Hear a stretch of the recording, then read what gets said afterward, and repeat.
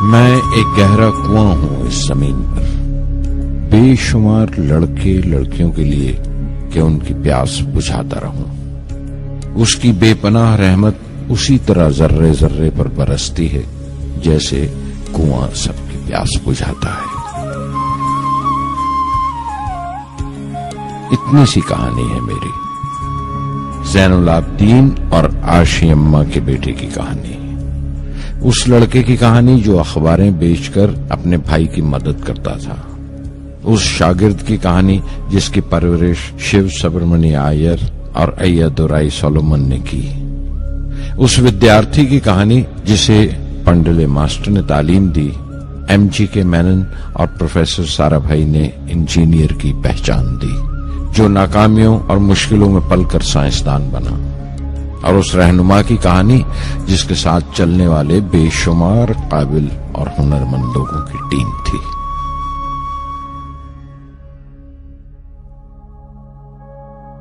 میری کہانی میرے ساتھ ختم ہو جائے گی، کیونکہ دنیاوی معنوں میں میرے پاس کوئی پونجی نہیں ہے، میں نے کچھ حاصل نہیں کیا، جمع نہیں کیا، میرے پاس کچھ نہیں اور کوئی نہیں، نہ بیٹا نہ بیٹی نہ پریوار۔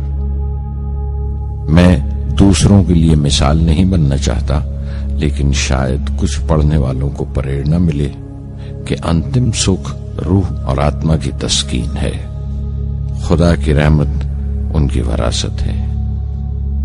میرے پردادا اول، میرے دادا پکیر اور میرے والد زین العابدین کا خاندانی سلسلہ عبدالکلام پر ختم ہو جائے گا، لیکن خدا کی رحمت کبھی ختم نہیں ہوگی، کیونکہ وہ امر ہے، لافانی ہے۔ پورنمدః پورنمدః پورنات پورنمدچتے پورنस्य پورنماداయ پورنمیواوششیتے۔ پورنمدః پورنمدم پورنات پورنمدچتے پورنस्य پورنماداయ پورنمیواوششیتے۔ پورنمدః پورنمدم پورنات پورنمدچتے پورنस्य پورنماداయ پورنمیواوششیتے۔ پورنمدః پورنمدم پورنات پورنمدچتے پورنस्य پورنماداయ پورنمیواوششیتے۔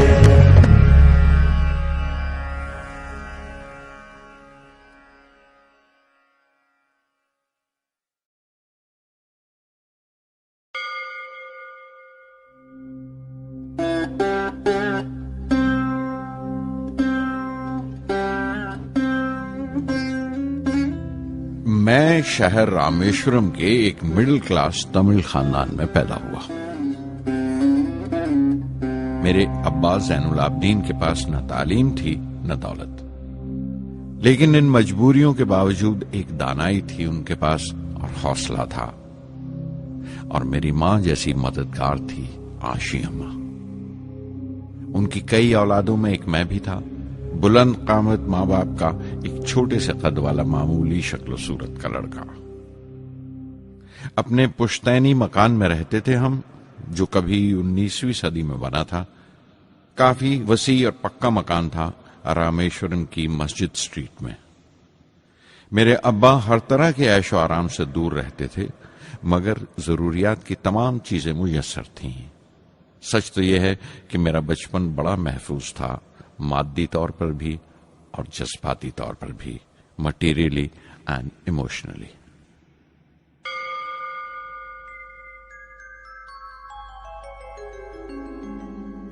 رامیشورم کا مشہور شیو مندر ہمارے گھر سے صرف 10 منٹ کی دوری پر تھا۔ ہمارے علاقے میں زیادہ آبادی مسلمانوں کی تھی، پھر بھی کافی ہندو گھرانے تھے جو بڑے اتفاق سے پڑوس میں رہتے تھے۔ ہمارے علاقے میں ایک بڑی پرانی مسجد تھی جہاں میرے ابا مجھے ہر شام نماز پڑھنے کے لیے لے جایا کرتے تھے۔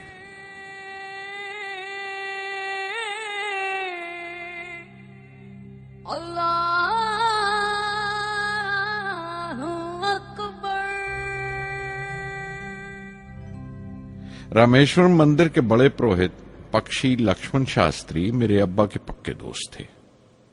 मेरी बचपन की यादों में आंकी हुई एक याद ये भी थी कि अपने अपने रवायती लिबास में बैठे हुए वो दोनों कैसे रूहानी मसलों पर देर देर तक बातें करते रहते थे। मेरे अब्बा मुश्किल से मुश्किल रूहानी मामलों को भी तमिल की आम जबान में बयान कर लिया करते थे। एक बार मुझसे कहा था, जब आफत आए तो आफत की वजह समझने की कोशिश करो, मुश्किलें हमेशा खुद को परखने का मौका देती हैं।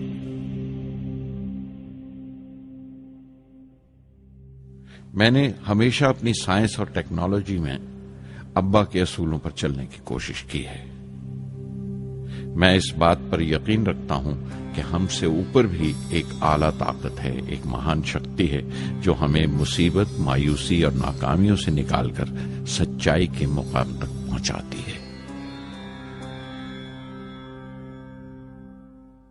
मैं करीब 6 बरस का था जब अब्बा ने एक लकड़ी की कश्ती बनाने का फैसला किया, जिसमें वो यात्रियों को रामेश्वरम से धनुषकोडी का दौरा करा सकें, ले जाएं और वापस ले आएं। वो समंदर के साहिल पर लकड़ियां बिछाकर कश्ती का काम किया करते थे। एक और हमारे रिश्तेदार के साथ, अहमद जलालुद्दीन। बाद में उनका निकाह मेरी आपा जोहरा के साथ हुआ। अहमद जलालुद्दीन हालांकि मुझसे 15 साल बड़े थे, फिर भी हमारी दोस्ती आपस में जम गई थी। हम दोनों हर शाम लंबी सैर को निकल जाया करते थे।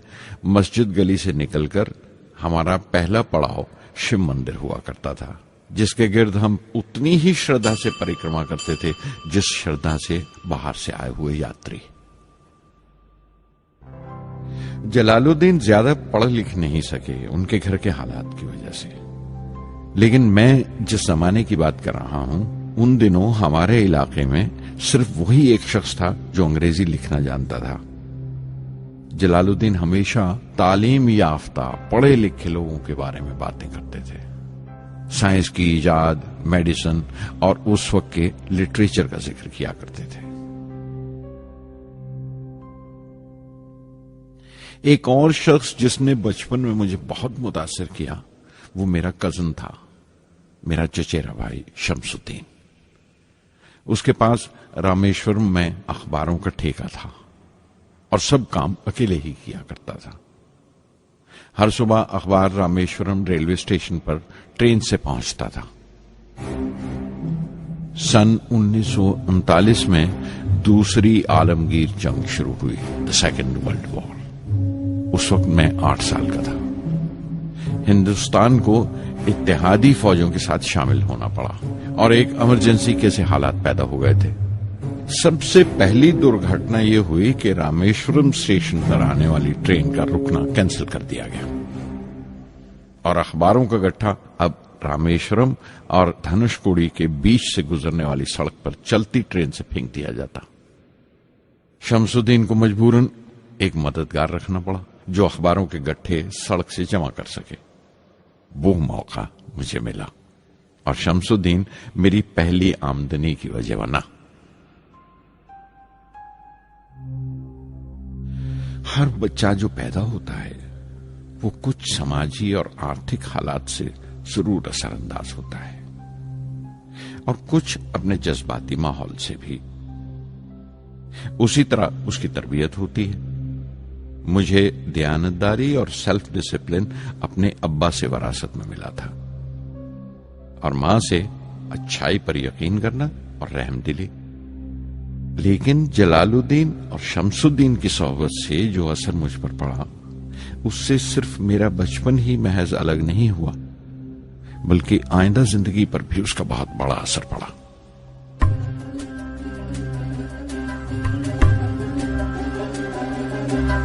தந்தை மகற்கு ஆற்றும் நன்றி அபயத்து முந்தி இருப்பச்செயல்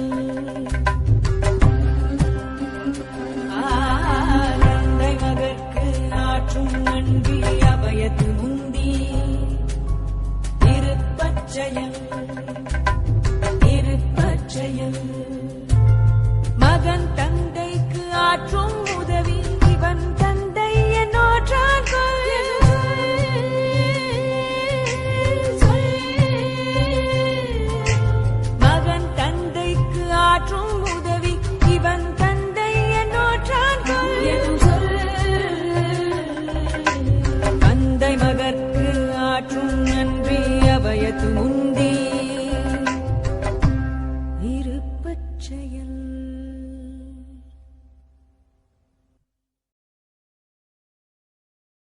پھر جنگ ختم ہو گئی اور ہندوستان کی آزادی بالکل یقینی ہو گئی. میں نے ابا سے رامیشورم چھوڑنے کی اجازت چاہی. میں ڈسٹرکٹ ہیڈ کوارٹرز رامناتھ پورم جا کر پڑھنا چاہتا تھا. شمس الدین اور جلال الدین میرے ساتھ رامناتھ پورم تک گئے مجھے شوارٹز ہائی اسکول میں داخل کرانے کے لیے. جانے کیوں وہ نیا ماحول مجھے راس نہیں آیا.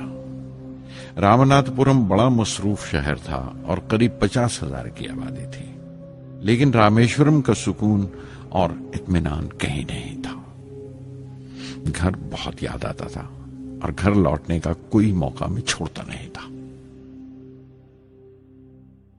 شوارٹز ہائی اسکول میں داخل ہونے کے بعد ایک 15 سالہ لڑکے کے تمام شوق جو ہو سکتے تھے میرے اندر جاگ اٹھے. میرے ٹیچر ایا دورائی سولومن بہترین رہبر تھے، گائیڈ اس نوجوان ذہن کے لیے جس کے سامنے زندگی کی بے شمار ممکنات کھلنے والی تھی.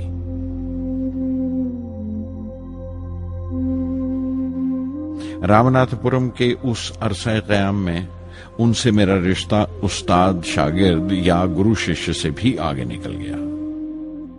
ایا دورائی کہا کرتے تھے، زندگی کامیاب ہونے اور نتیجے حاصل کرنے کے لیے 3 طاقتوں پر قابو پانا بہت ضروری ہے: خواہش، یقین اور امید. ایا دورائی سولومن جو بعد میں ریورنٹ ہو گئے کہا کرتے تھے، اس سے پہلے کہ میں چاہوں کچھ ہو جائے یہ ضروری ہے کہ میرے اندر اس کی پوری شدت سے خواہش ہو اور یقین ہو کہ وہ ہوگا. میں اپنی زندگی سے اگر مثال دوں تو مجھے بچپن سے ہی آسمان کے اسرار اور پرندوں کی پرواز ہمیشہ حیران کرتی تھی، فیسینیٹ کرتی تھی. سمندر میں کونجوں اور بگلوں کو اونچی اڑانے لگاتے دیکھتا تھا تو اڑنے کو جی کرتا تھا. میں ایک سادہ لوگ گاؤں ہی کا لڑکا تو تھا، لیکن مجھے یقین تھا کہ ایک دن میں ضرور ان کونجوں کی طرح بلند اڑانے لگاؤں گا، بلندی پر پرواز کروں گا. اور حقیقت یہ ہے کہ رامیشورم سے اڑنے والا میں پہلا لڑکا تھا.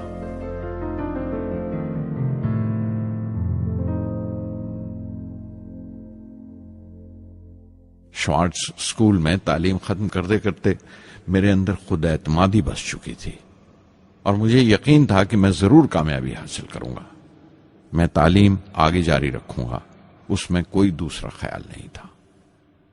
سن 1950 میں انٹرمیڈیٹ پڑھنے کے لیے سینٹ جوزف کالج ٹریچی میں داخل ہو گیا.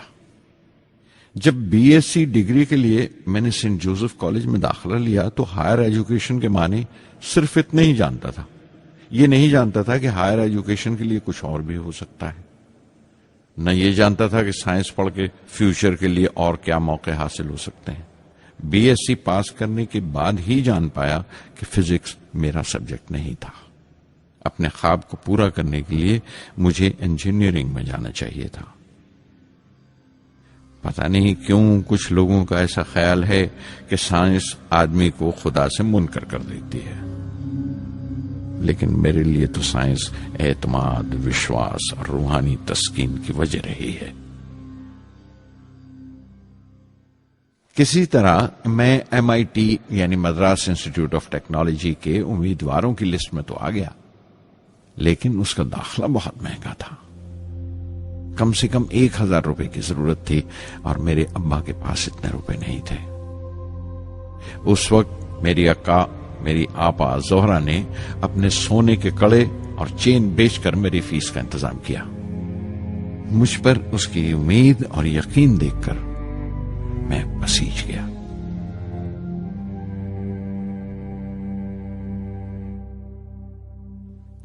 MIT میں سب سے زیادہ مزہ آیا. وہاں 2 ہوائی جہاز رکھے دیکھ کر جو اڑان سے بری کر دیے گئے تھے، مجھے ان کی طرف ایک عجیب سا کھچاؤ محسوس ہوتا تھا. اور جب سب لڑکے ہاسٹل لوٹ جاتے تھے میں کئی گھنٹے ان کے پاس بیٹھا رہتا تھا. فرسٹ ایئر مکمل کرنے کے بعد جب مجھے اپنے زیادہ خصوصی مضمون چننا تھے، یعنی اپنی اسپیشل برانچ کا چناؤ کرنا تھا، تو میں نے فورن ایروناٹیکل انجینئرنگ کا چناؤ کر لیا. MIT کی تعلیم کے دوران مجھے 3 ٹیچرز نے بہت متاثر کیا: پروفیسر اسپونڈر، professor KAV Pandalai, professor Narasimha Rao. Professor اسپونڈر ٹیکنیکل ایروڈائنمکس سکھاتے تھے۔ ایروناٹیکل انجینئرنگ میں داخلے سے پہلے میں نے ان سے صلاح لی تھی۔ انہوں نے سمجھایا تھا کہ مجھے مستقبل کا فیصلہ کرنے سے پہلے مستقبل کی ممکنات کے بارے میں نہیں سوچنا چاہیے، بلکہ سوچنا چاہیے ایک اچھی بنیاد کے لیے اور اپنے رجحان اور اشتیاق کے بارے میں کہ اس میں کتنی شدت ہے، میرے ایپٹیچیوڈز اور ایسپریشن میں کتنی انٹینسٹی ہے۔ میں خود بھی ہونے والے انجینئرنگ اسٹوڈنٹس سے کہنا چاہتا ہوں کہ جب وہ اپنا اسپیشلائزیشن کا چناؤ کریں تو یہ دیکھیں کہ ان میں کتنا شوق ہے، کتنا اتساہ ہے اور لگن ہے اس شعبے میں جانے کے لیے۔ پروفیسر KAV پنڈلے نے مجھے ایرو اسٹرکچر ڈیزائن سکھایا اور اس کا تجزیہ بھی، وشلیشن، انالیسس بھی۔ وہ بڑے خوش دل اور دوست ٹیچر تھے اور ہر سال کوئی نہ کوئی نیا طریقہ، نیا نظریہ لے کر آتے تھے کورس میں۔ پروفیسر نرسنگھ راؤ میتھمیٹیشین تھے، وہ ایروڈائنمکس کی تھیوری سکھایا کرتے تھے۔ ان کی کلاس میں داخل ہو کر مجھے میتھمیٹیکل فزکس باقی تمام سبجیکٹس سے زیادہ اچھا لگنے لگا۔ سادھر سنگی ہری ہری نام چتارا چتارا، سادھر سنگی ہری ہری نام چتارا، سہجی انت ہوے دنو راتی، انکر بھلو ہمارا، سادھر سنگی سادھر سنگی۔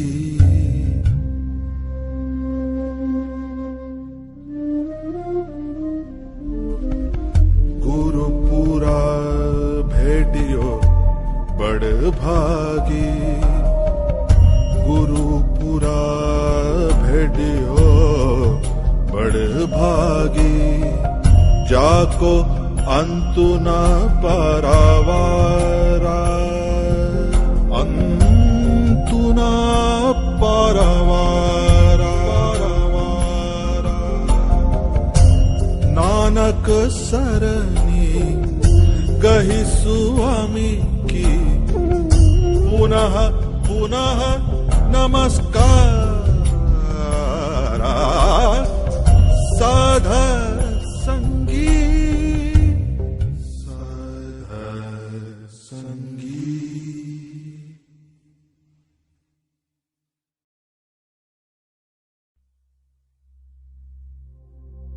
MIT سے میں بنگلور کے ہندوستان ایروناٹکس لمیٹڈ HAL میں بطور ٹرینی داخل ہو گیا۔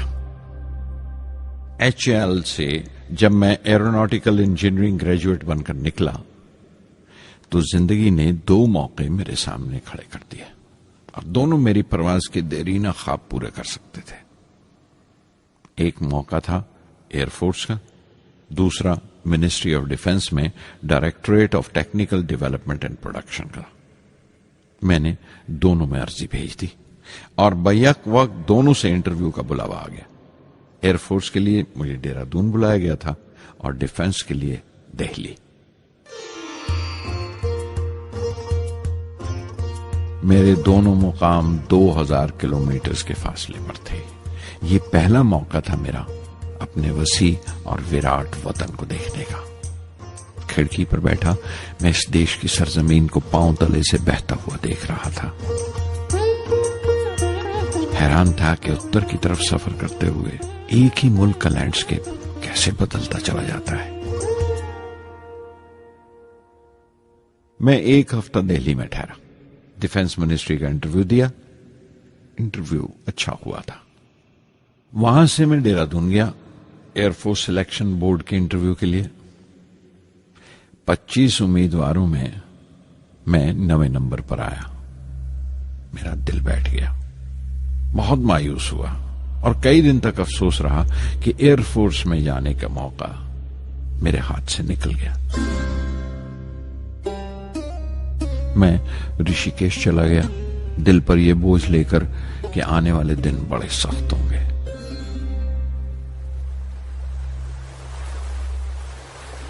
گنگا میں اسنان کیا اور پھر چلتا ہوا پاس کی پہاڑی پر شیوانند آشرم تک پہنچ گیا۔ سوامی شیوانند سے بھینٹ ہوئی۔ دیکھنے میں بالکل گوتم بدھ لگتے تھے، سفید دودھیا دھوتی اور پاؤں میں لکڑی کی کھڑاؤں۔ ان کی بچوں سی معصوم مسکان اور سادہ دلی دیکھ کر بہت پربھاوت ہوا میں نے بتایا انہیں کیسے میں انڈین ایئر فورس میں بھرتی ہونے سے رہ گیا اور میری کتنی شدید خواہش تھی آسمانوں میں اڑنے کی، پرواز کرنے کی۔ وہ مسکرا دیے اور بولے، خواہش اگر دل و جان سے نکلی ہو، وہ پوتر ہو اور اس میں شدت ہو، تو اس میں کمال کی ایک الیکٹرو میگنیٹک انرجی ہوتی ہے، ایک برقی مقناطیسی طاقت ہوتی ہے۔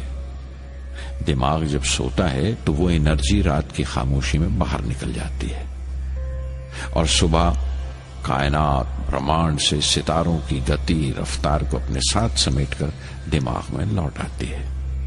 اسی لیے جو سوچا ہے اس کی سرشٹی اوشیہ ہے، وہ تخلیق ہوگا۔ تم وشواس کرو اس ازلی بندھن پر، اس وچن پر کہ سورج پھر لوٹے گا، باہر پھر سے آئے گی۔ میں دہلی لوٹ آیا، ڈیفنس سے اپنا انٹرویو کا نتیجہ دریافت کیا۔ جواب میں مجھے اپوائنٹمنٹ لیٹر تھما دیا گیا اور اگلے دن سے سینئر سائنٹیفک اسسٹنٹ مقرر کر دیا گیا، 250 روپے کی ماہانہ تنخواہ پر۔ 3 سال گزر گئے۔ انہی دنوں بنگلور میں ایروناٹیکل ڈیولپمنٹ اسٹیبلشمنٹ ADE کا ایک نیا محکمہ کھلا اور مجھے وہاں پوسٹ کر دیا گیا۔ بنگلور کانپور سے بالکل مختلف شہر تھا۔ میں اپنے ڈائریکٹوریٹ کی پوسٹنگ کا پہلا سال وہاں گزار چکا تھا۔ دراصل ہمارے دیش میں یہ ایک عجیب طریقہ ہے، ایک عجیب سا ڈھنگ ہے اپنے لوگوں کو حد درجہ تک نچوڑ لینے کا، جو ہمارے لوگوں کو انتہا پسند بنا دیتا ہے۔ شاید اس لیے کہ صدیوں اس دیش نے غیر ملکی تہذیبوں کے زخم بھی کھائے ہیں اور انہیں اپنے دامن میں جگہ بھی دی ہے۔ الگ الگ حکمرانوں سے وفا کرتے کرتے ہم اپنی حیثیت، اپنی یکتائی کھو بیٹھے ہیں، بلکہ ہم نے ایک اور ہی قسم کی خوبی پیدا کر لی ہے کہ ایک ہی وقت میں رحم دل بھی ہیں اور بے رحم بھی، حساس بھی ہیں اور بے حس بھی، جتنے گہرے ہیں اتنے ہی سطحی۔ اوپر سے دیکھو تو ہم بڑے خوش رنگ اور خوبرو نظر آتے ہیں، لیکن کوئی غور سے دیکھے تو اپنے حکمرانوں کی ایک بے ڈھب نقل سے زیادہ کچھ نہیں ہے۔ میں نے کانپور میں کلے میں دبائے ہوئے پان والے نواب واجد علی شاہ کے نقلچی بہت دیکھے ہیں، اور بنگلور میں فرنگیوں کے انداز میں کتے کی زنجیر تھامے ٹہلتے ہوئے صاحبوں کی کمی نہیں تھی۔ بنگلور میں رہ کر میں رامیشورم کی سکون اور گہرے شانت واتاورن کے لیے ترستا تھا۔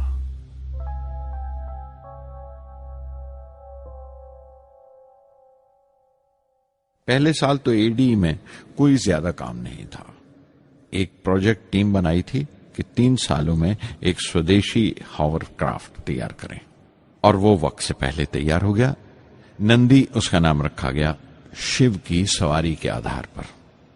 اس کا ڈیزائن ہماری امید سے زیادہ اچھا تھا، لیکن میں سخت مایوس ہوا جب آپسی کنٹروورسیز کی بنا پر سارا پروجیکٹ بالائے طاق رکھ دیا گیا، بند کر دیا گیا۔ Professor MGK Menon, Tata institute of fundamental research کے ڈائریکٹر، ایک روز اچانک ہی ہماری جانچ پڑتال کو آ پہنچے۔ نندی کا ذکر نکلا، مجھ سے پوچھ تاچھ کرتے ہوئے انہوں نے خواہش ظاہر کی ایک 10 منٹ کی اڑان کے لیے۔ اس کے 1 ہفتہ بعد کی بات ہے، مجھے انکوسپار سے بلاوا آ گیا، the Indian committee for space research. میں بمبئی چلا گیا راکٹ انجینئر کی پوسٹ کے لیے انٹرویو دینے۔ میرا انٹرویو لینے والے ڈاکٹر وکرم سارا بھائی اور پروفیسر MGK مینن کے علاوہ مسٹر سراف تھے، جو اس وقت ایٹمک انرجی کمیشن کے ڈپٹی سیکرٹری کے عہدے پر تھے۔ ڈاکٹر سارا بھائی کی گرم جوشی نے پہلی ہی ملاقات میں میرا دل موہ لیا۔ اگلے ہی دن مجھے خبر مل گئی کہ میں چن لیا گیا۔ مجھے انکوسپار میں راکٹ انجینئر کی حیثیت سے شامل کر لیا گیا تھا۔ سن 1962 کے دیرینہ حصے میں کہیں انکوسپار نے تھمبا میں ایکویٹوریل راکٹ لانچنگ سٹیشن بنانے کا فیصلہ کیا۔ تھمبا کیرلا میں تریویندرم سے پرے ایک دور دراز کے اونگتے سے گاؤں کا نام ہے۔ ہندوستان میں یہ ماڈرن راکٹ بیسڈ ریسرچ کی ایک دبی سی ابتدا تھی، ہلکی سی شروعات۔ اس کے فوراً بعد ہی مجھے 6 ماہ کے لیے امریکہ بھیج دیا گیا، ناسا میں راکٹ لانچنگ کی ٹریننگ کے لیے۔ جانے سے پہلے میں تھوڑا سا وقت نکال کر رامیشورم گیا۔ میرے ابا میری اس کامیابی کے لیے بہت خوش ہوئے اور مجھے اسی مسجد میں لے جا کر شکرانے کی نماز ادا کی۔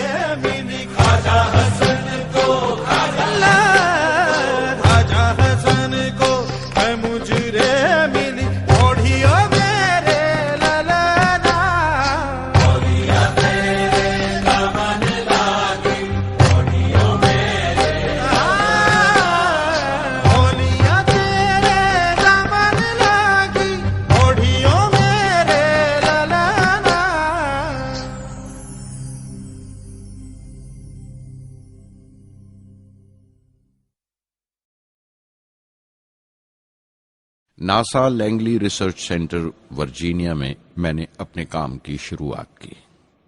بعد میں گودارڈ اسپیس فلائٹ سینٹر میری لینڈ چلا گیا۔ میں اپنا امپریشنز امریکنز کے بارے میں بینجامن فرینکلن کے اس جملے سے بیان کر سکتا ہوں: جن باتوں سے تکلیف ہوتی ہے ان سے تعلیم بھی ملتی ہے۔ ہندوستانی تنظیموں میں، یہاں کی آرگنائزیشنز میں ایک بڑی مشکل ہے۔ جو اوپر ہیں وہ بڑے مغرور ہیں، اپنے سے چھوٹوں کی، جونیئرز اور سب آرڈینیٹس کی رائے لینا اپنی حد تک سمجھتے ہیں۔ کوئی شخص بھی اپنی خوبی دکھا نہیں سکتا اگر آپ اسے ملامت ہی کرتے رہیں۔ اصول اور پابندی، پابندی اور سختی، سختی اور ظلم کے بیچ کی لائن بڑی مہین ہے، باریک ہے، اس کی پہچان بہت ضروری ہے۔ میں جیسے ہی ناسا سے لوٹا، فوراً بعد ہندوستان کا پہلا راکٹ لانچ واقع ہوا، 21 نومبر سن 1963۔ وہ ساؤنڈنگ راکٹ تھا، نام نائکی اپیچی۔ نائکی اپیچی کی کامیابی کے بعد پروفیسر سارا بھائی نے اپنی آرزو، اپنے ایک خواب کا اظہار کیا، ایک Indian satellite launch vehicle ISLV کا سپنا۔ ہندوستانی راکٹ کا خواب 20ویں صدی میں ایک طرح سے 18ویں صدی کا خواب بھی کہلا سکتا ہے، جو ٹیپو سلطان نے دیکھا تھا۔ ٹیپو سلطان کی فوج میں 27 بریگیڈ تھے جو خشون کہلاتے تھے، اور ہر ایک بریگیڈ میں ایک دستہ تھا راکٹ مین کا جو ساتھ رہا کرتا تھا اور جرکس کہلاتا تھا۔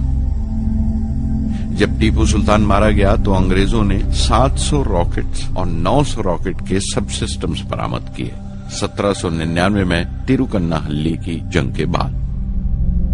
وہ راکٹس ولیم کانگریو نے انگلینڈ بھیجوا دیے جانچ پڑتال کے لیے، اس کی تکنیک سمجھنے کے لیے، جسے آج کی سائنسی زبان میں ہم ریورس انجینئرنگ کہتے ہیں۔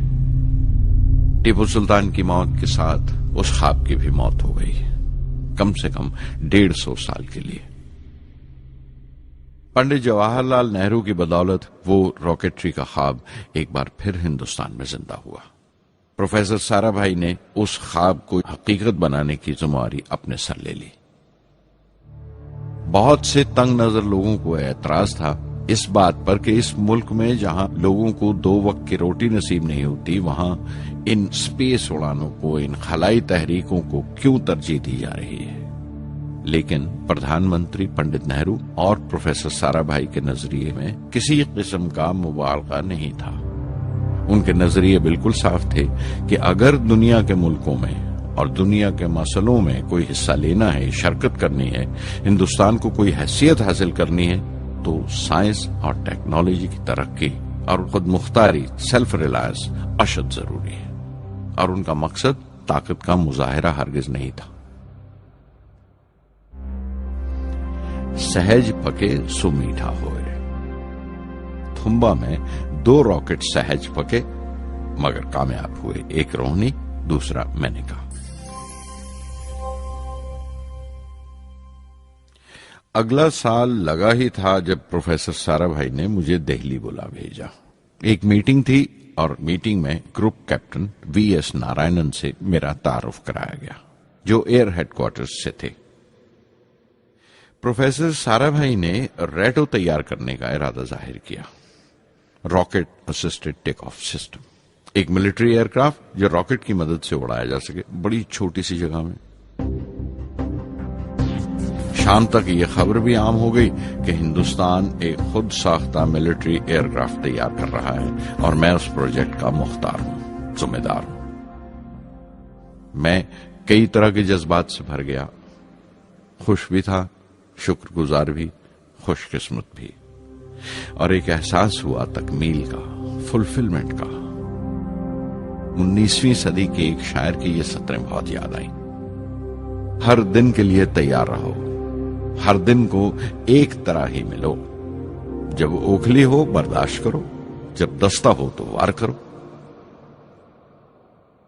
ریٹو پہ کام کرتے ہوئے 2 اہم واقعات ہوئے۔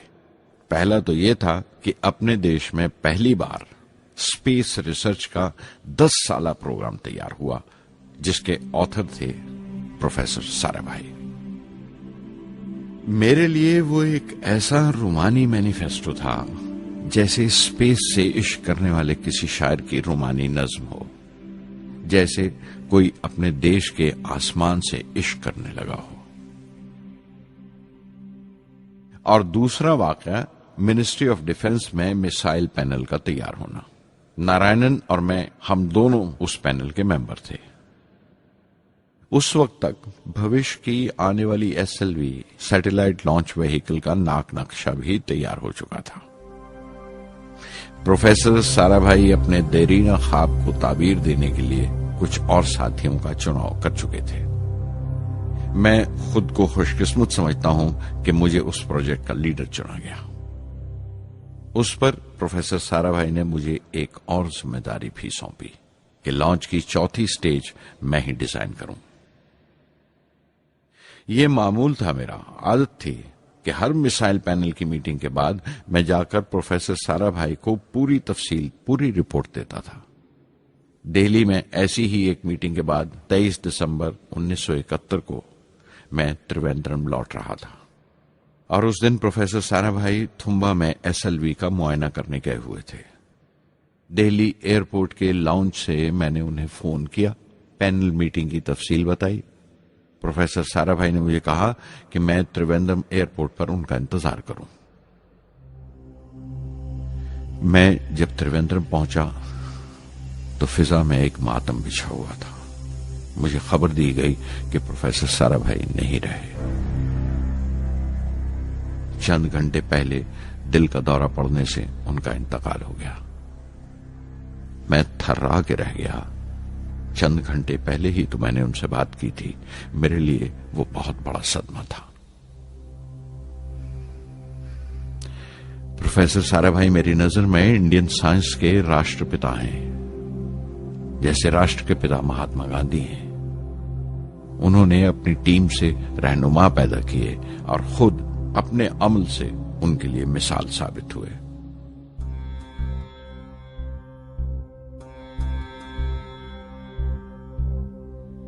నానాటి బతుకు నాటకము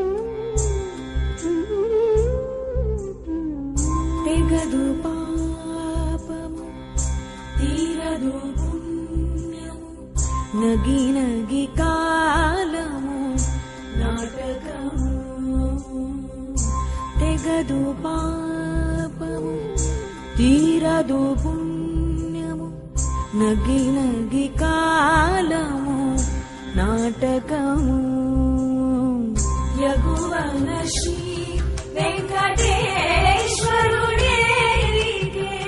యగువన శ్రీ వెంకటేశ్వరుడేలికే గగనము నీతిది కైవల్యము గగనము నీతిది కైవల్యము కైవల్యము.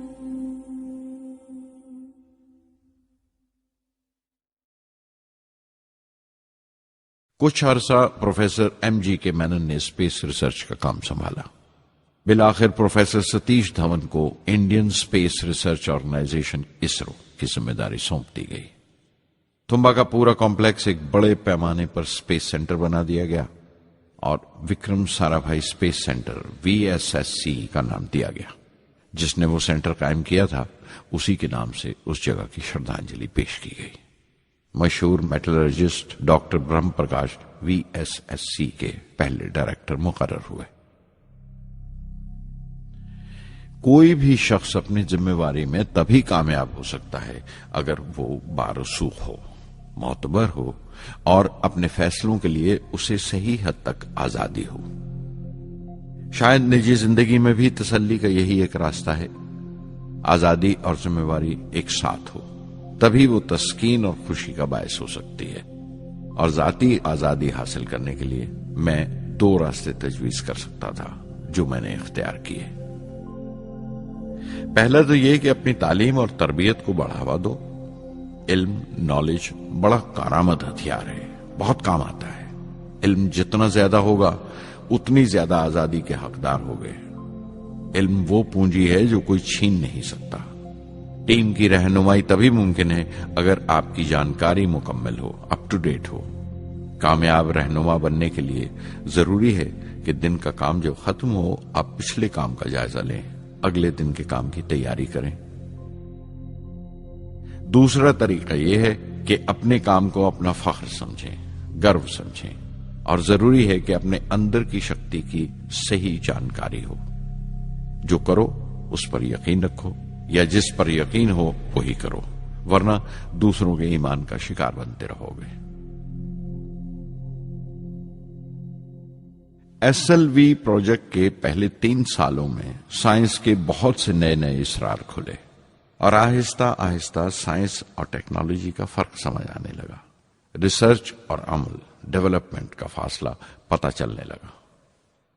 किसी भी इजाद में गलतियां होना लाजमी है, लेकिन हर गलती कामयाबी की तरफ एक और कदम उठाती है, एक और सीढ़ी बन जाती है. किसी भी तख्लीक की तरह SLV-3 की तख्लीक भी कई दर्दनाक लम्हों से गुजरी. एक रोज जब मैं और मेरे तमाम साथी अपने कामों में पूरी तरह डूबे हुए थे, मेरे घर से एक मौत की इत्तला पहुंची. मेरे दोस्त और हमदर्द मेरे बहनोई जलालुद्दीन का इंतकाल हो गया था. कुछ देर के लिए तो मैं सुन्न होकर रह गया. मेरी आंखों में अंधेरा छा गया. थोड़ी देर बाद जब अपने चौगिरदे का एहसास हुआ तो महसूस किया जैसे मेरी हस्ती का एक हिस्सा मर गया था. रात की रात बसों में सफर करता हुआ अगली सुबह मैं रामेश्वरम पहुंचा. जोहरा को क्या तसल्ली देता और क्या सब्र देता अपनी भांजी महबूबा को जो रो रो कर हलकान हो रही थी. मेरी आंखों के सोते पहले ही सूख चुके थे. थुम्बा लौटकर बहुत दिनों तक सारा कामकाज, सारी मसरूफियत बेमानी लगने लगी. बहुत दिनों तक बहुत मलाल लगा, सब बेमानी लगता था. प्रोफेसर धवन देर देर तक हौसला देते थे.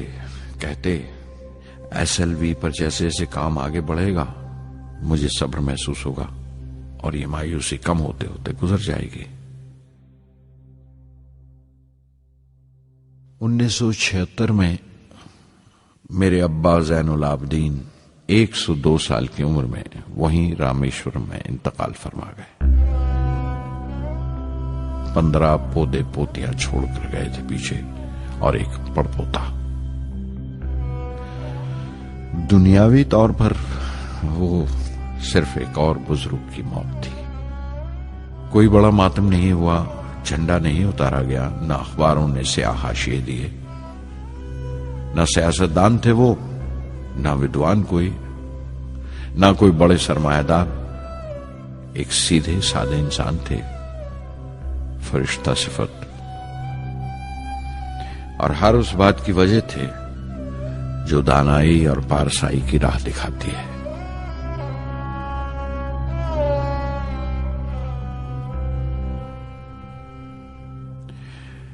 میں بہت دیر تک اپنی ماں کے پاس بیٹھا رہا، چپ چاپ، اور جب اٹھا تھمبا لوٹنے کے لیے تو اس نے روندھے گلے سے دعائیں دی مجھے.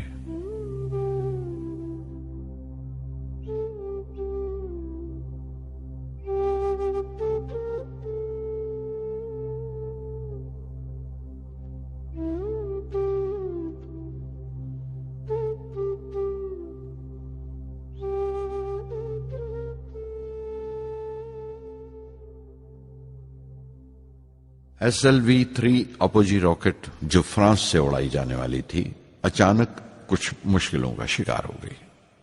مجھے فوراً فرانس جانا پڑا. میں روانہ ہونے ہی والا تھا کہ میری ماں کی موت کی خبر پہنچی.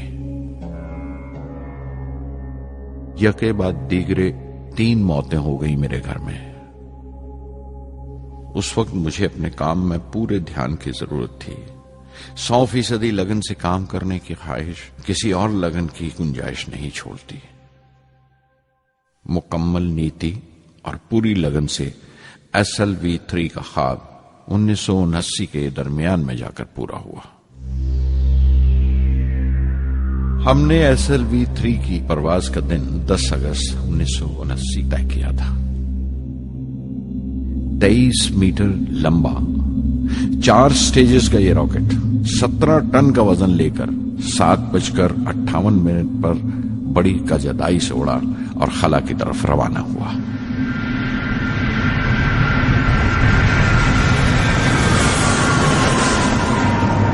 پہلی سٹیج ہر طرح سے پختہ نکلی اور بڑے آرام سے راکٹ دوسری سٹیج میں داخل ہو گیا.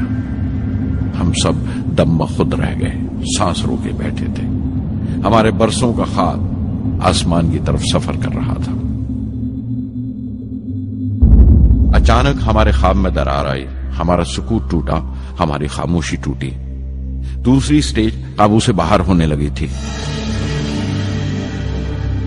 317 سیکنڈ کے بعد پرواز ٹوٹ گئی. میری محنت اور امید چوتھی سٹیج کو ساتھ لے کر تمام ملبہ سری ہری کوٹا سے 560 کلومیٹر دور سمندر میں جا کے گرا.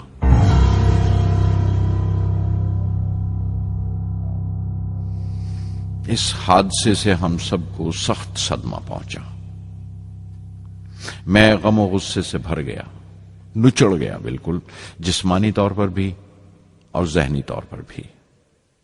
میں سیدھا اپنے کمرے میں گیا اور بستر میں دھس گیا. میں نے اپنے کندھے پر ایک دلاسے کا ہاتھ محسوس کیا تو آنکھ کھولی. دوپہر ڈھل چکی تھی، شام قریب تھی. ڈاکٹر برہم پرکاش میرے سراہنے بیٹھے تھے. ان کی اس ہمدردی نے چھو لیا مجھے. میں اداس تھا، مایوس تھا، لیکن اکیلا نہیں.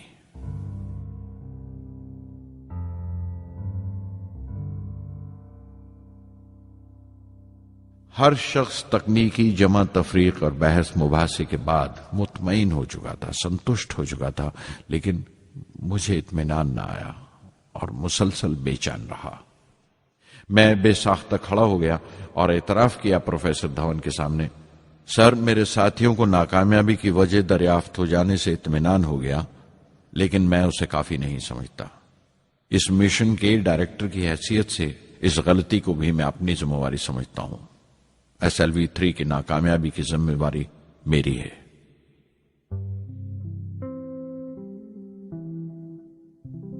سائنس کا کام کمال درجہ اتساہ بھی دیتا ہے، خوشی بھی اور اتنی ہی گہری مایوسی بھی۔ اس طرح کے واقعات سوچ سوچ کر میں دل کو ڈھارس دیتا رہا۔ یہ خیال کہ انسان چاند پر اتر سکتا ہے سب سے پہلے ایک روسی سائنٹسٹ نے سوچا تھا۔ اسے حقیقت بننے میں 40 سال گزر گئے جب امریکہ نے اسے پورا کیا۔ پروفیسر چندر شیکھر نے چندر شیکھر لمٹ کا آوشکار کیا تھا 1930 میں جب کیمبرج میں پڑھ رہے تھے، لیکن 50 سال بعد انہیں اسی ڈسکوری پر نوبل پرائز ملا۔ وان برون اپنی سیٹرن لانچ وہیکل سے آدمی کو چاند پر اتارنے سے پہلے کتنی ساری ناکامیوں سے گزرے ہوں گے۔ پہاڑ کی چوٹی پر اترنے سے پہاڑ پر چڑھنے کا تجربہ نہیں ملتا۔ زندگی پہاڑ کی چڑھانوں پر ملتی ہے، چوٹی پر نہیں۔ چڑھانوں پر ہی تجربے ملتے ہیں اور زندگی منچتی ہے اور ٹیکنالوجی ترقی کرتی ہے۔ چوٹی پر پہنچنے کی کوشش ہی میں چڑھانوں کا علم حاصل ہوتا ہے۔ میں ایک ایک قدم چلتا رہا، چڑھتا رہا چوٹی کی طرف۔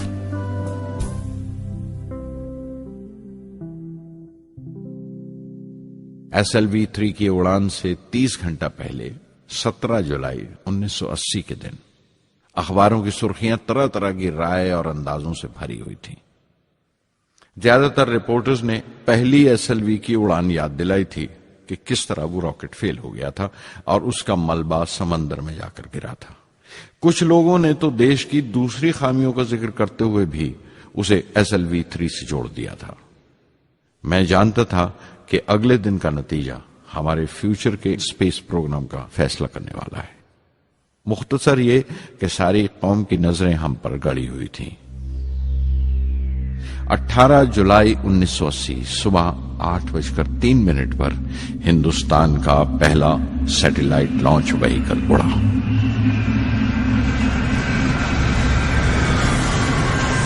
میں نے روہنی سیٹلائٹ کا تمام ڈیٹا کمپیوٹر پر جانچا۔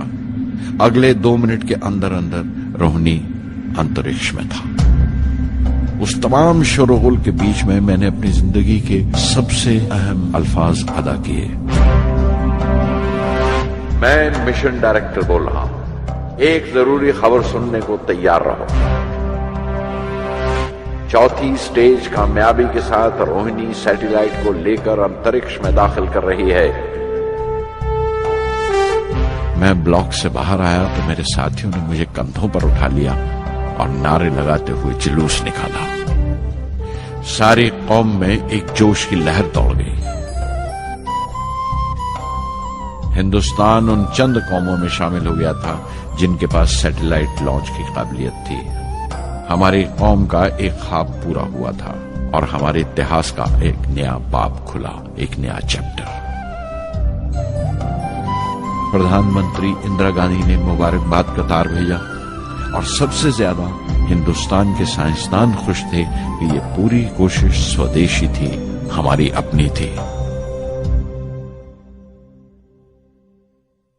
میں کچھ ملے جلے جذبات سے گزر رہا تھا۔ میں خوش تھا کہ پچھلی 2 دہائیوں سے جس کوشش میں تھا بالآخر اس میں کامیاب ہوا، لیکن اداس تھا جن لوگوں کی بدولت میں یہاں پہنچا تھا وہ لوگ میرے ساتھ نہیں تھے۔ میرے ابا، میرے بہنوئی جلال الدین اور پروفیسر سارا بھائی۔ SLV-3 کی کامیابی کے مہینے بھر کے اندر ہی پروفیسر دھون کا فون آیا ایک دن اور دلی بلایا پردھان منتری سے ملنے کے لیے۔ میری ایک چھوٹی سی الجھن تھی کپڑوں کو لے کر۔ ہمیشہ سے بڑے عامیانہ سے کپڑے پہنتا ہوں اور پاؤں میں چپل یا سلیپر کہہ لو۔ پردھان منتری کو ملنے جیسا وہ لباس نہیں تھا، میرے لیے نہیں، ان کے احترام کے لیے۔ سنا تو پروفیسر دھون بولے، کپڑوں کی فکر مت کرو، تم نے جو شاندار کامیابی پہن رکھی ہے وہ کافی ہے۔ ریپبلک ڈے 1981 میرے لیے ایک بڑی خوشخبری لے کر آیا کہ مجھے پدم بھوشن سے نوازا گیا ہے۔ میں نے اپنے کمرے کو بسم اللہ خاں کی شہنائی سے بھر لیا۔ शहनाई की गूंज मुझे कहीं और ही ले गई। मैं रामेश्वरम पहुंच गया, मां के गले लगा। अब्बा ने मेरे बालों को उंगलियों से सहलाया और मेरा दोस्त, मेरा रफीक जलालुद्दीन मस्जिद गली में जमा हुए लोगों में मेरे इनाम का ऐलान कर रहा था। मेरी बहन जोहरा ने मीठा बनाया घर में। पक्षी लक्ष्मण शास्त्री ने मेरे माथे पर तिलक लगाया। फादर सोलोमन ने मेरे हाथ में सलीब देकर दुआ पढ़ी और प्रोफेसर सारा भाई को देखा। उनके चेहरे पर मुस्कुराहट थी, फख्र था। जो पौधा वो लगाकर गए थे अब पूरा पेड़ बन चुका था, जिसके फल हिंदुस्तान की आवाम तक पहुंच रहे थे।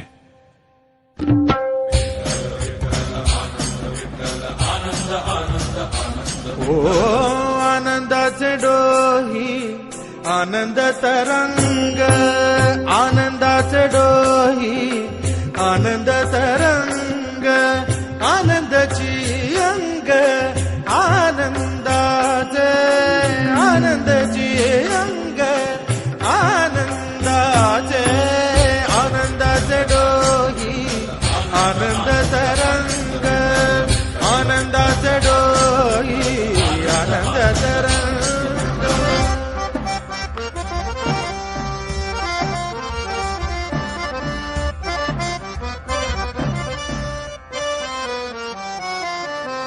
गर्भाचे आवडी मातेचा डोहळा, तेथीचा जीवळा येथे प्रेंबे।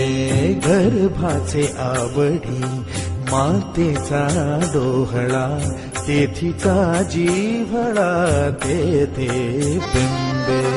तुका म्हणे तैसा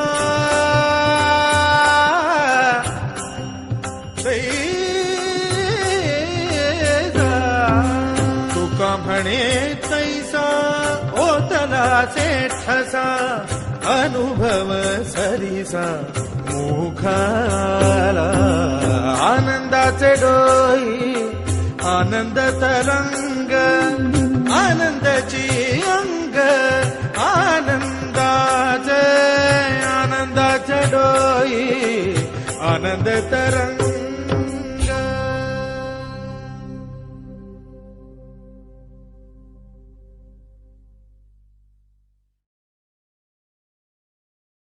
पहली जून 1982 मैंने defence research and development laboratory DRDL की जिम्मेवारी संभाल ली। उस वक्त के defence minister Shri R Venkataraman ने जब मशवरा दिया कि बजाय दर्जा बदर्जा मिसाइल तैयार करने के हमें मुकम्मल अपनी मिसाइल तैयार करने का प्रोग्राम बनाना चाहिए, तो हमें अपने कानों पर यकीन नहीं आया और देखते देखते ही वो प्रोजेक्ट एक मुकम्मल मिसाइल का प्रोग्राम बन गया, जिसके नतीजे आइंदा बहुत दूर तक पहुंचे। हर एक प्रोजेक्ट का नाम हिंदुस्तान की खुद मुख्तारी, सेल्फ रिलायंस का सबूत था। सरफेस टू सरफेस मिसाइल का नाम पृथ्वी रखा गया, टैक्टिकल कोर व्हीकल को त्रिशूल का नाम दिया गया, surface to air defence system आकाश कहलाया, एंटी टैंक मिसाइल प्रोजेक्ट को नाग के नाम से पुकारा गया और मेरे देरीना ख्वाब रेक्स को यानी re entry experiment launch vehicle को मैंने अग्नि का नाम दिया। मिसाइल टेक्नोलॉजी का हुनर दुनिया की कुछ चुनी हुई कौमों के पास ही था। वो बड़े ताज्जुब से हमारी तरफ देख रहे थे कि हम क्या करने जा रहे हैं और कैसे करेंगे। हम एक मीटिंग में बैठे हुए अपने मकसद को पूरा करने के लिए 1984 की निशानदेही कर रहे थे जब डॉक्टर ब्रह्म प्रकाश की मौत की खबर आई। मेरे लिए वो एक और सदमा था। पहली SLV की नाकामी के वक्त जिस तरह उन्होंने ढारस दी थी मुझे, वो याद करके मैं और ज्यादा गमगीन हो गया।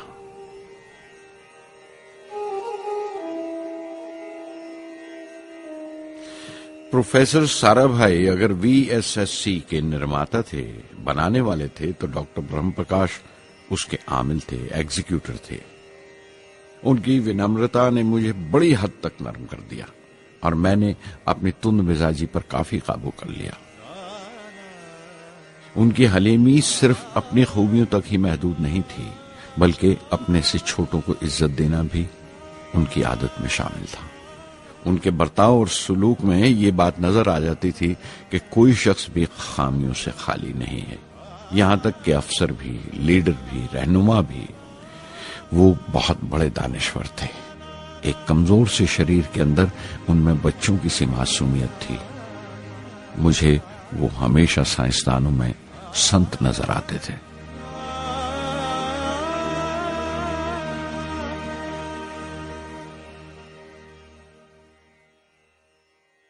پرتھوی کا کام اپنی تکمیل کو پہنچ رہا تھا جب ہم 1988 میں داخل ہوئے۔ 25 فروری 1988 صبح 11:23 پر پرتھوی کی پہلی پرواز واقع ہوئی۔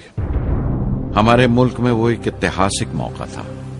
پرتھوی صرف ایک سرفیس ٹو سرفیس میسائل ہی نہیں بلکہ آئندہ آنے والی تمام قسم کی میسائل کا بنیادی نقشہ بھی تھا، فیوچر کا ماڈیول تھا وہ۔ پرتھوی نے ہمارے آس پڑوس کے ملکوں کو دہلا دیا۔ مغربی یعنی ویسٹرن ملکوں کو پہلے تو حیرت ہوئی، پھر غصے کا اظہار کیا اور پابندی لگا دی انڈیا کے لیے کہ وہ ایسی کوئی چیز باہر کے ملکوں سے نہ خرید سکیں جو ان کے میسائل پروگرام میں استعمال ہو سکتی ہو یا کام آ سکتی ہو۔ میسائل کی ایجاد میں ہندوستان کی خود مختاری نے دنیا کے تمام ترقی یافتہ ملکوں کو پریشان کر دیا۔ اگنی کی ٹیم میں 500 سے زیادہ سائنسدان شامل تھے۔ اگنی کی پرواز 20 اپریل 1999 طے پائی تھی۔ لانچ کی تمام تیاریاں مکمل ہو چکی تھیں اور حفاظت کے لیے یہ فیصلہ کیا گیا تھا کہ لانچ کے وقت آس پاس کے تمام گاؤں خالی کرا دیے جائیں۔ اخبارات اور دوسری میڈیا نے اس بات کو بہت اچھالا۔ 20 اپریل پہنچتے پہنچتے تمام ملک کی نظریں ہم پر ٹکی ہوئی تھیں۔ دوسرے ملکوں کا دباؤ بڑھ رہا تھا کہ ہم اس تجربے کو ملتوی کر دیں یا خارج کر دیں، لیکن سرکار مضبوط دیوار کی طرح ہمارے پیچھے کھڑی رہی اور کسی طرح ہمیں پیچھے نہیں ہٹنے دیا۔ پرواز سے صرف 14 سیکنڈز پہلے ہمیں کمپیوٹر نے رکنے کا اشارہ کیا۔ کسی ایک پرزے میں کوئی خامی تھی، وہ فوراً ٹھیک کر دی گئی، لیکن اسی وقت ڈاؤن رینج اسٹیشن نے رکنے کا حکم دیا۔ چند سیکنڈز میں کئی رکاوٹیں سامنے آ گئیں اور پرواز ملتوی کر دی گئی۔ اخبارات نے آستینیں چڑھا لی، ہر بیان نے اپنی اپنی طرح کی وجوہات نکال لی۔ کارٹونسٹ سدھیر دار نے ایک کارٹون شائع کیا جس میں ایک خریدار کچھ سامان دکاندار کو واپس کرتے ہوئے کہہ رہا تھا، اگنی کی طرح وہ بھی نہیں چلی۔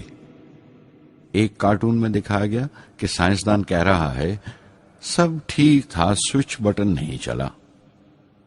ہندوستان ٹائمز کے کارٹون میں ایک نیتا رپورٹر کو سمجھا رہا ہے، ڈرنے کی کوئی بات نہیں، یہ بڑی امن پسند اہنساواد کی مثال ہے، اس سے کوئی مرے گا نہیں۔ قریب 10 روز دن رات کام چلا میسائل کی درستی پر، اور آخرکار سائنسدانوں نے ایک نئی تاریخ طے کی اگنی کی پرواز کے لیے۔ مگر پھر وہی ہوا، 10 سیکنڈ پہلے کمپیوٹر نے رکاوٹ کا اشارہ کیا۔ پتہ چلا ایک پرزہ کام نہیں کر رہا ہے۔ پرواز پھر ملتوی کر دی گئی۔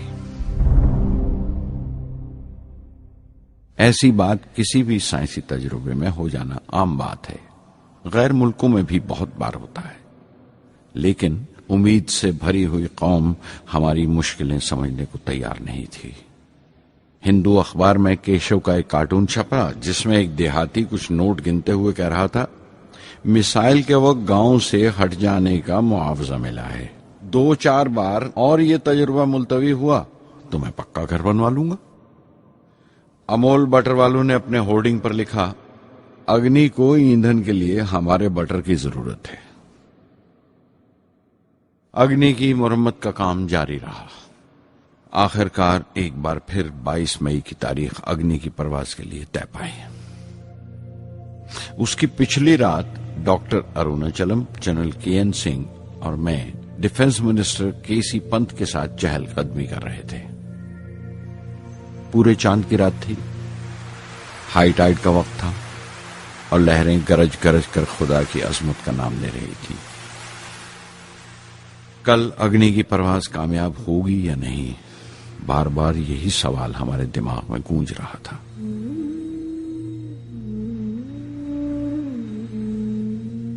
ڈیفنس منسٹر نے ایک لمبی خاموشی کو توڑتے ہوئے پوچھا، کلام، کل اگنی کی کامیابی منانے کے لیے کیا چاہتے ہو تم؟ میں کیا چاہتا تھا؟ کیا تھا جو نہیں تھا میرے پاس؟ اپنے خوشی کے اظہار کے لیے مجھے کیا کرنا چاہیے؟ اور اچانک مجھے جواب مل گیا، ہم 1,00,000 پیڑوں کی کونپلیں لگائیں گے، میں نے کہا، اور ان کے چہرے پر رونق آ گئی۔ تم اپنی اگنی کے لیے دھرتی ماں کا آشیرواد چاہتے ہو، بولے، کل یہی ہوگا۔ انہوں نے پیشن گوئی کی۔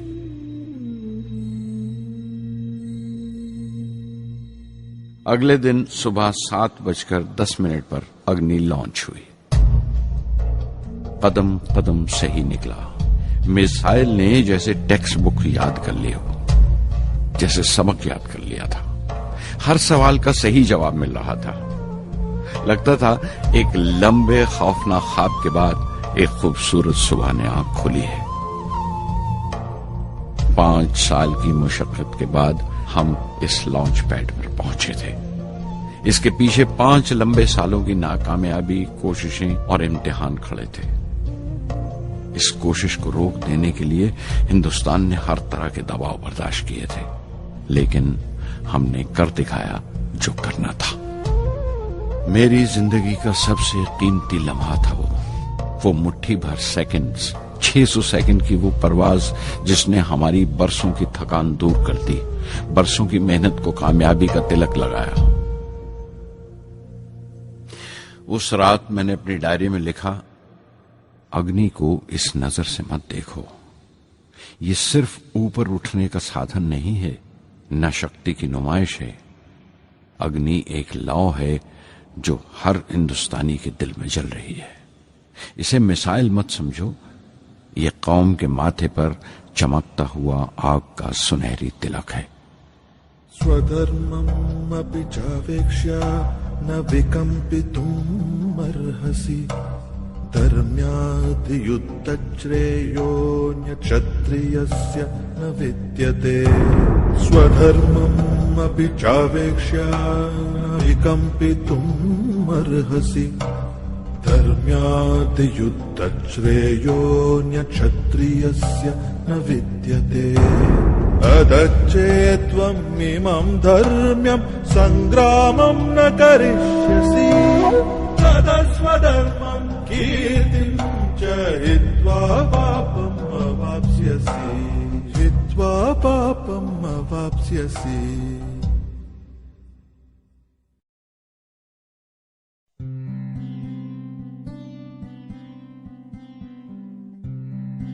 '90 کے ریپبلک ڈے پر دیش نے میسائل پروگرام کی کامیابی کا جشن منایا۔ مجھے پدم وبھوشن سے نوازا گیا اور ڈاکٹر اروناچلم کو بھی۔ 10 سال پہلے پدم بھوشن کی یادیں ایک بار پھر ہری ہو گئیں۔ رہن سہن میرا اب بھی ویسا ہی تھا جیسا تب تھا۔ 10x12 کا ایک کمرہ کتابوں سے بھرا ہوا اور کچھ ضرورت کا فرنیچر جو کرائے پر لیا تھا۔ فرق اتنا ہی تھا کہ تب یہ کمرہ تریویندرم میں تھا، اب حیدرآباد میں۔ ویٹر میرا ناشتہ لے کر آیا، اڈلی اور چھاچھ، اور آنکھوں میں ایک خاموش مسکراہٹ، مبارکباد کی۔ میں اپنے ہم وطنوں کی اس نوازش سے چھلک گیا۔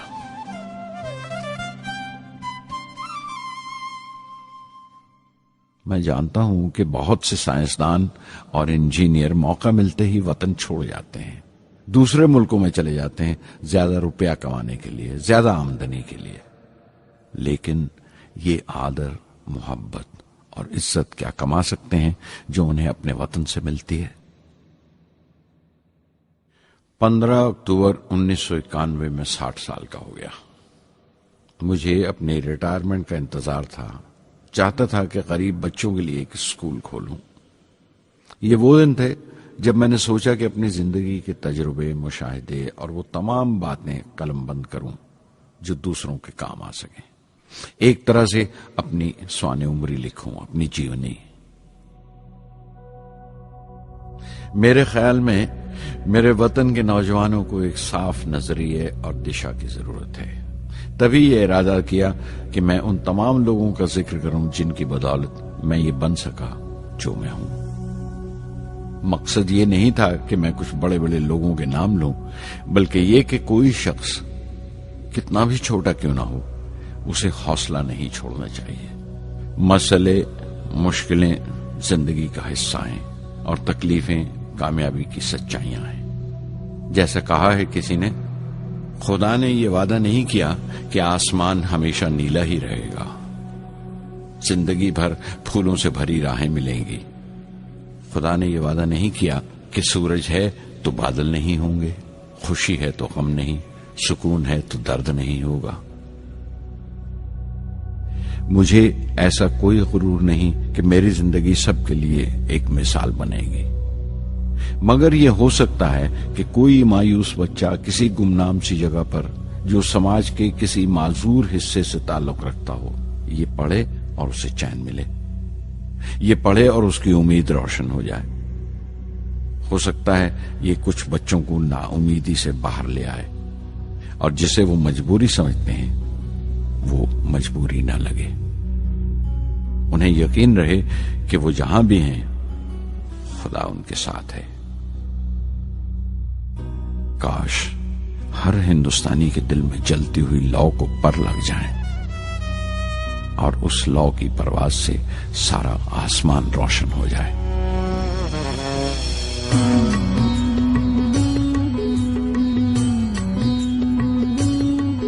یہ زمین میری، میرا آسماں، بڑا خوبصورت ہے جہاں۔